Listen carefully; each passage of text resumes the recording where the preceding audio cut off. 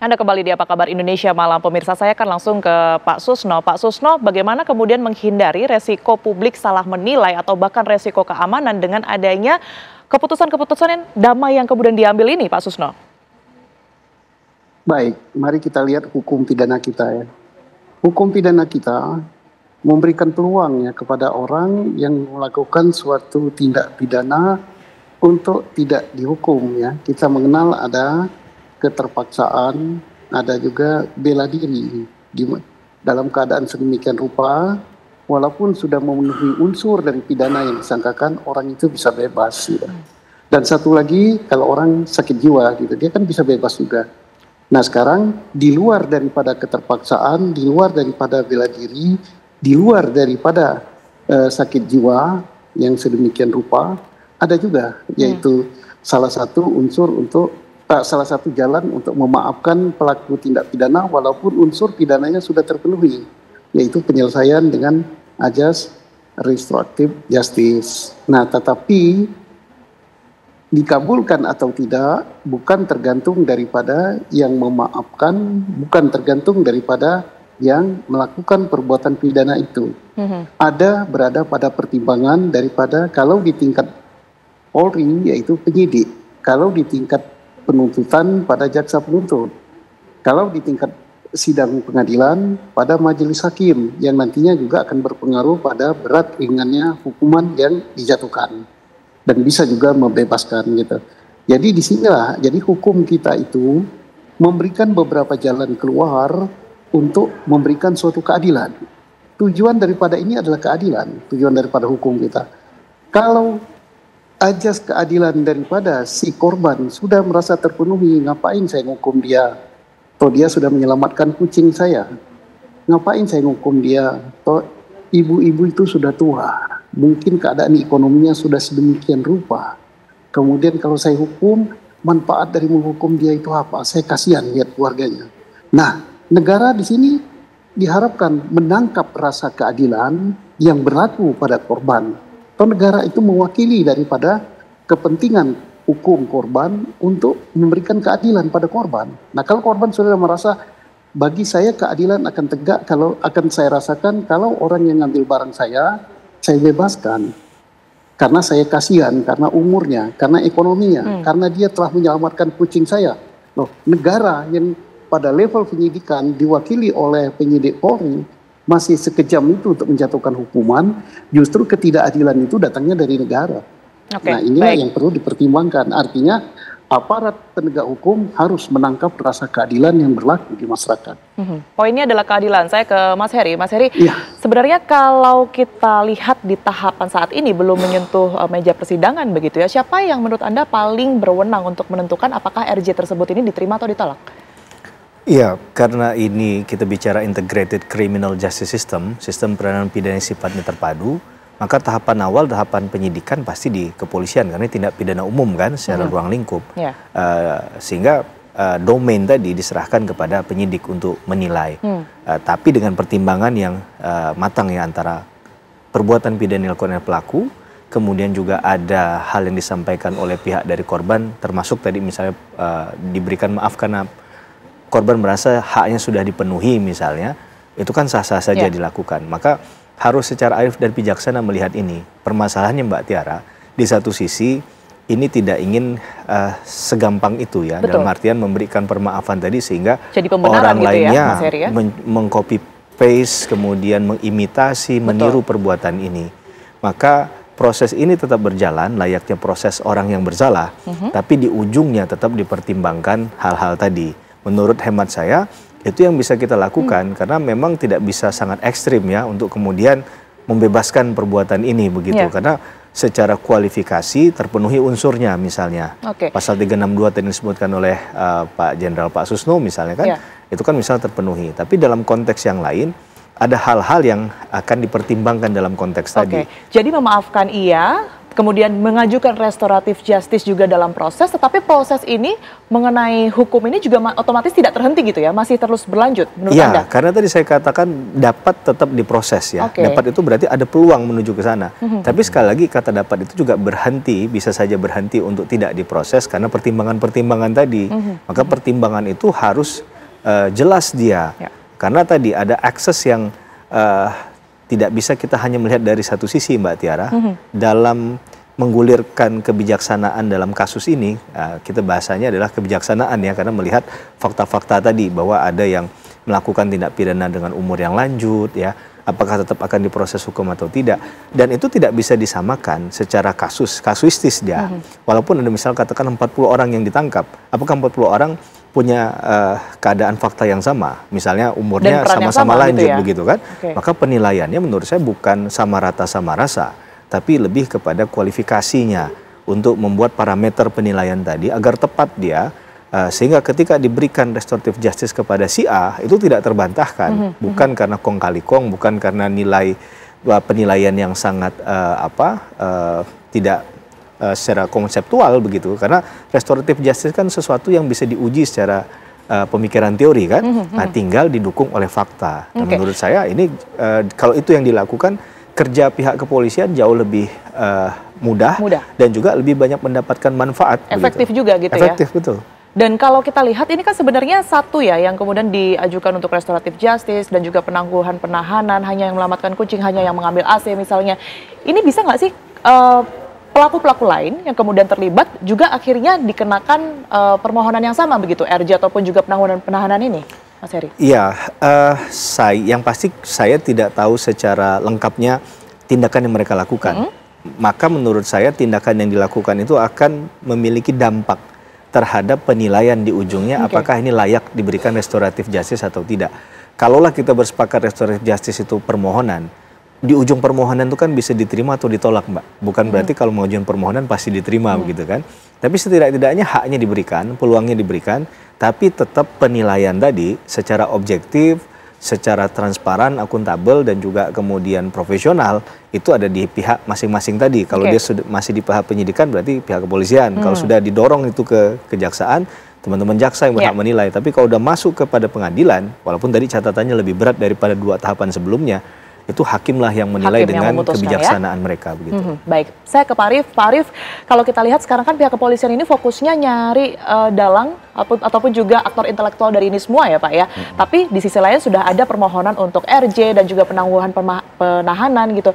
Apakah mungkin aktor intelektual ini tetap menjadi fokus pihak kepolisian dan bagaimana juga Kompolnas memastikan hal itu sementara yang damai ini juga terus berproses begitu Pak Arief?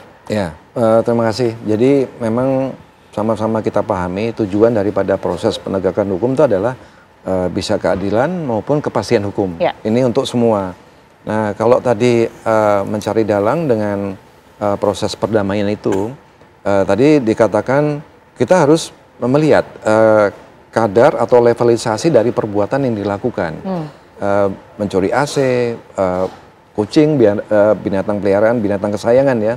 Itu kalau misalkan tadi dikatakan penangguhan itu bisa, atau mungkin RJ ya, karena penangguhan itu kan atas pertimbangan penyidik, dia ada 3 hal seperti tidak mengulangi tindak pidana, tidak merusak barang bukti, ya kan, sanggup dihadirkan kembali apabila dibutuhkan.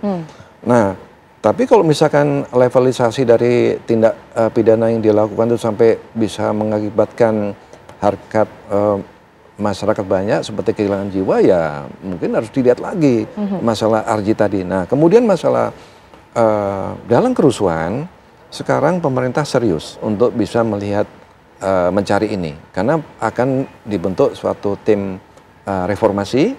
Sekarang sedang berjalan, Kompolnas kemarin juga sudah diminta pendapat ya dari hasil arahan dari Bapak Presiden. Ini harus jelas. Nanti kalau bisa tim ini bekerja, jadi mudah-mudahan bisa didapatkan siapa itu aktor intelektual dari peristiwa kemarin, dan tujuannya supaya tidak terulang di kemudian hari. Begitu kira-kira Mbak Tiara. Tapi kalaupun nanti ada yang ditangkap, kemudian ini juga diburu lagi gitu, apakah RJ ataupun juga penangguhan penahanan ini bisa diberlakukan kembali begitu Pak Arief? Bisa. Kepada para penjara itu ya?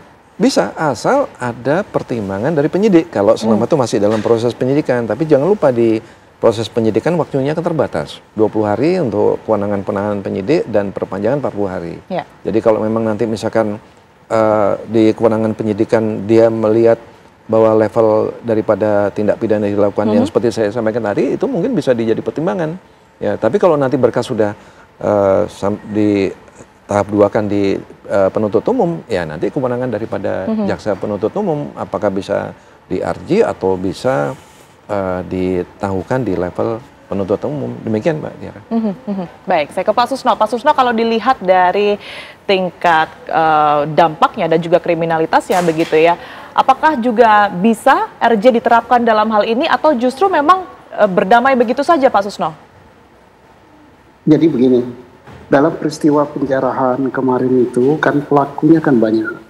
Ada klaster gitu sebagai penggerak, ada intelektual, ada yang hanya ikut-ikutan. Nah kelompok yang akan di RJ ini ada, saya lihat kan kelompok yang para pelaku yang menjara, tingkat penjarahannya pun atau tingkat kerusuhan yang dilakukan pun kan yang ringan, ngambil kucing, ibu-ibu ngambil AC gitu. Bukanlah yang sebagai otak daripada kerusuhan ini, intelektualnya bukan juga dia sebagai penggerak, bukan juga dia sebagai yang membakar bangunan, bukan juga dia yang merusak kaca dan sebagainya. Dia ngambil kucing gitu kan. Nah, dirasakan oleh Eko Patrio, wah justru kucing saya diselamatkan oleh dia. Kalau enggak jangan-jangan kucingnya ikut mati gitu.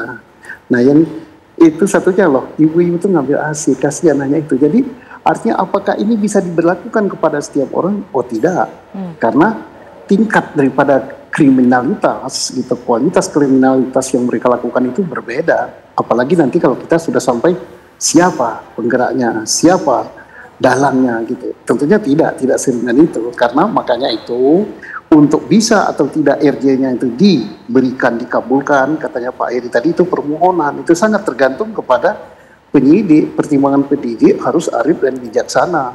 Tingkat penuntutan, ya tentunya penuntut umum tidak mungkin akan mengabulkan untuk yang para pelaku yang kualitas kejahatannya berat gitu. Tapi jadi, apakah tidak akan berpengaruh Pak Susno jika memang ada yang berdamai, kemudian polisi juga masih terus memburu para penjara ini ya, siapa yang kemudian ini berada di balik para penjara kita ini?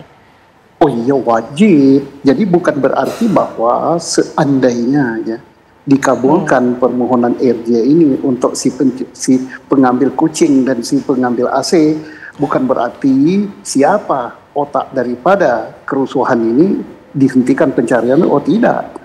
Termasuk juga para pelaku yang lain gitu. Kalau masih terekam oleh kamera TV gitu, dan dia yang melakukan tindak pidana yang lain juga harus diburu juga.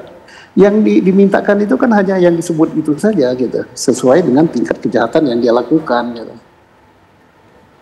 Baik, sebenarnya kalau dilihat dari tahapan-tahapan dari RJ ini ataupun juga penangguhan penahanan ya Mas Heri, ini apa yang akan dilalui jika memang sudah kita ketahui kemarin kan dari Mas Uya Kuya sendiri dan juga Eko Patrio sudah mengajukan ke Polres masing-masing wilayah begitu ya, tahapannya akan seperti apa? Ya tentu ini tidak mesti memakan waktu lama ya, yang pasti tidak hanya mengandalkan pada RJ-nya saja, polisi tetap melakukan tugas pokok fungsinya, mengumpulkan bukti-bukti tentunya. Baru dengan bukti tadi dikonstantir peristiwa-peristiwanya, mana yang kemudian ini siapa melakukan apa, kan begitu ya. Nah dengan demikian dapat diketahui apakah tadi diklasterisasi, dikelompokkan, apakah dia memang pelaku yang punya mens rea, niat jahat, atau yang sekedar hanya ikut-ikutan, atau dia pelaku juga tapi umurnya masih muda, kan ada juga mungkin anak kecil yang ikut. Nah ini akan dibuat klasterisasi lah istilah saya ya. Maka dengan demikian baru terhadap permohonan yang diajukan, apalagi kalau memang sudah ada pernyataan dari pihak korban ya, nah, ini jauh lebih mudah lagi menurut saya. Tapi tetap bukan langsung diberikan secara utuh ya, menggantungkan pada hasil restoratif justice-nya. Polisi tetap membuktikan itu begitu, bahwa ada tindak pidana yang dilakukan, agar jangan juga nanti dikira salah tangkap begitu kan, narasi yang di luar dilakukan ini malah represif. Jadi akan salah lagi. Saya rasa itu dilematisasi yang dihadapi oleh teman-teman di lapangan, dan untuk mengcover itu semua maka tetap saja lakukan proses seperti biasa sampai nanti bergulirnya restoratif justice tadi dengan alasan-alasan yang dibenarkan menurut ketentuan undang-undang. Sepanjang itu yang dilakukan menurut saya aman. Ya, proses yang dilakukan oleh pihak kepolisian, dan saya rasa masyarakat luas tanpa mengenal arti ini RG atau apa, Mbak Tiara, intinya ingin hal ini bisa diselesaikan secara baik dan memberikan juga keamanan bagi seluruh warga negara Indonesia, tidak hanya hari ini tapi juga ke depan. Jangan sampai ini jadi presiden. Tadi saya katakan ketika ini semua dibebaskan dengan alasan RG, menurut saya juga bukan sesuatu yang bijaksana. Kalau Pak ini kan udah Pak Arief ya, tinggal tambah bijaksana. Tidak hanya bijak sini tapi bijaksana juga untuk melihat konteks ini, saya rasa begitu. Baik, permasalahannya adalah yang juga beberapa kali terjadi begitu ya Pak Arief dan Mas Heri, ini kan barangkali korban menghubungi secara langsung atau pelaku menghubungi secara langsung korban begitu ya, ada kesepakatan untuk berdamai tersendiri, dan juga dari pihak pelaku ini mau mengembalikan sejumlah barang, mau tanggung jawab gitu ya, pada akhirnya tanpa pengajuan apapun ini bisa damai. Nah, apakah ini juga bisa menghentikan proses pengadilan ataupun juga hukum yang berjalan atau bagaimana? Bisa atau tidak begitu ya? Tapi dijawab nanti Pak Arief dan juga Mas Heri. Kita akan kembali saja dan pemirsa Apa Kabar Indonesia Malam sesaat lagi.